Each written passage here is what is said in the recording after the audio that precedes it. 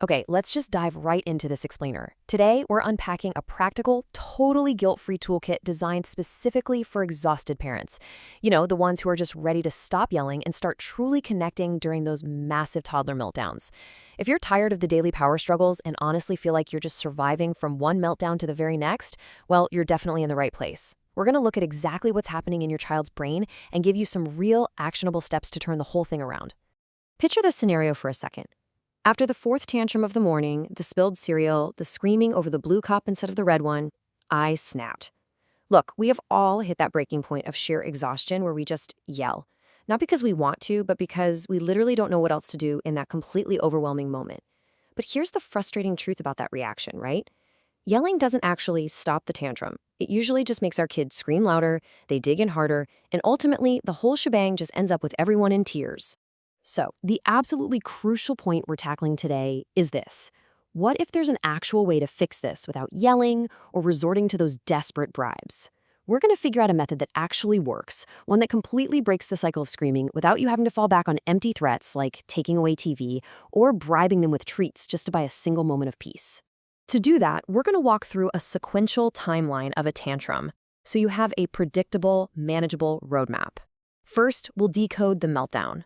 Second, we'll open the prevention playbook. Third, we'll navigate the storm. And finally, we'll cover repairing the relationship. Let's get right into it. Let's start with phase 1, decoding the meltdown. This is all about understanding what's really behind the tantrums. All right, here is our massive foundational shift. A tantrum is not bad behavior. It's actually your child's nervous system literally short-circuiting. Their tiny bodies are going straight into a fight-or-flight response, and their logical brain, it essentially just goes offline. They're experiencing this huge emotional overload because they're tired, hungry, feeling totally out of control, or maybe just overwhelmed by way too much stimulation. Plus, they simply lack the words to tell you what they need. Once you realize this, you stop seeing the tantrum as this defiant battle that you have to win, and you start seeing it for what it is, a signal that your child really needs your help. But what actually causes these short circuits? Well, often they're hidden triggers that fly right under our radar. First up, transitions. Moving from one activity to another without any warning is a massive trigger. Second, giving way too many choices. We think we're giving them freedom, but they just aren't ready for it, and it causes overwhelming stress. Third is parent stress. Kids are incredibly intuitive. They feel our attention and they just mirror it right back to us. And finally, a lack of routine. When a child's life feels unpredictable, well, more meltdowns are absolutely guaranteed to happen. Now that we know what's actually happening, let's move to phase 2, the prevention playbook. This is the prevention-first approach that literally changes everything. Because most tantrums can actually be reduced proactively, here is your playbook. Step 1, warn before transitions. Just try saying, hey, 5 more minutes, then bath. It gives their little brains time to adjust. Step 2, establish predictable routines. Kids absolutely thrive on knowing exactly what's coming next. Step 3, offer limited choices. This gives them a sense of autonomy without the overwhelm. Try asking red shirt or a blue shirt. Keep it simple, just 2 options. And step 4, please plan those snacks. We all know what it's like to be hangry, right? Hidden hunger is behind far more toddler tantrums than you might think. By putting these steps in place, you're creating a safe, really predictable environment. But let's be real for a second. Prevention will sometimes fail. So let's move to phase 3, navigating the storm. Here is how to stay calm and set boundaries mid-tantrum. Okay, when the storm actually hits, your heart races, your body reacts, and you just want to shut the noise down immediately. We've all been there. But before you can manage your child's behavior, you have got to manage your own body first. So here's how you stay calm when you really just want to lose it. First, breathe. Literally count to 3 in your head before you speak. Second, purposefully lower your voice. This is a brilliant trick. It actually forces them to quiet down just to hear what you're saying. Third, step back. Physically, give yourself a moment of space before engaging. And finally, slowly repeat this anchoring internal mantra to yourself. This is communication, not defiance. In the heat of the moment, you've got a really clear choice to make. Do not lecture, and please do not argue logic. Remember, their logical brain is completely offline. They physically cannot process your logic mid-meltdown. And definitely don't threaten them with things like, if you don't stop right now, no TV.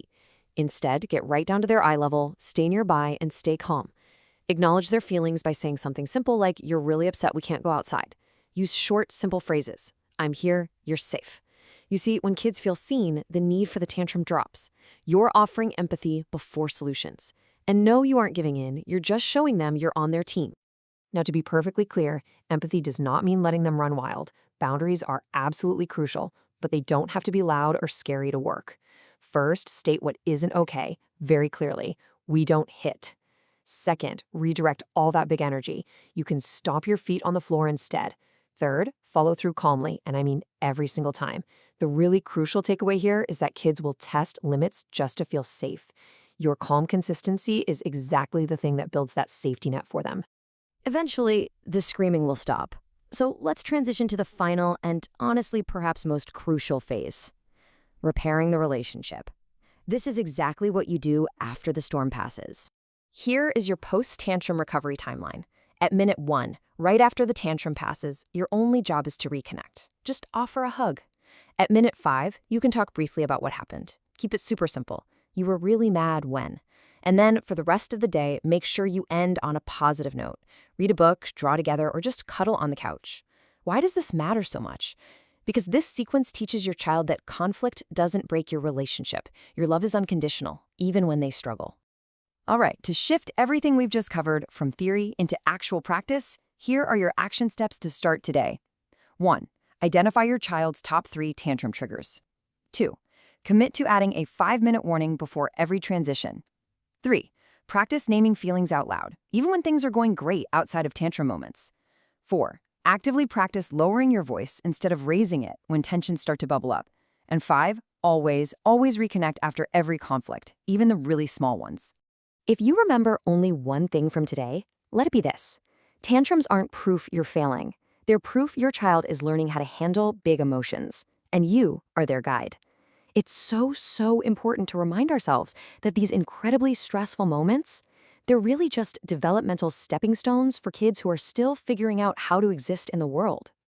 I'll leave you with this final thought to ponder the next time the cereal spills and those tears start flowing.